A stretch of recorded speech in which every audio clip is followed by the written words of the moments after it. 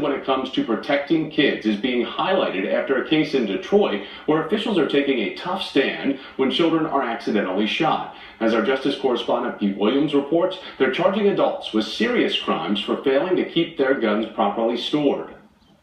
The facts are heartbreaking. While staying with her grandparents, 5-year-old Mariah Davis of Detroit shot herself in the head with a handgun she found in her grandmother's bedroom. The gun was not in a gun box. It was not locked. It was just laying up under a pillow.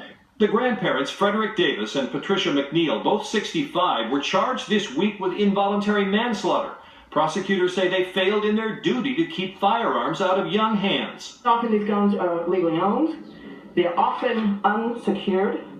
And most of the time, children know where they are, even if parents think that they don't.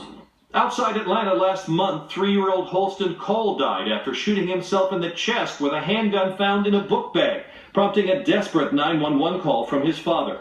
Stay with me, Holston. Can you hear me? Daddy loves you. Holston. Holston, please.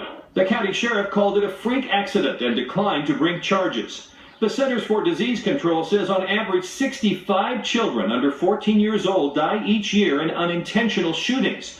But the gun control advocacy group Everytown for Gun Safety says it's actually higher, 88 deaths just last year, with 41 children shooting themselves and 47 shooting someone else, mostly another child. The age group that's most at risk of being involved in these incidents are 3-year-olds, barely old enough to know how to say the word gun, let alone to know what it is or how to use it. Police say most of these deaths could be prevented if guns were properly stored or equipped with trigger locks. 14 states now make it a crime to store firearms in a way that allows children to get access to them. Prosecutors are now trying to create a greater deterrent effect.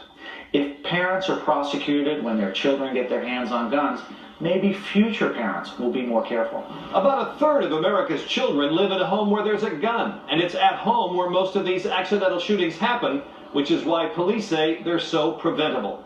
Pete Williams, NBC News, Washington. Still ahead to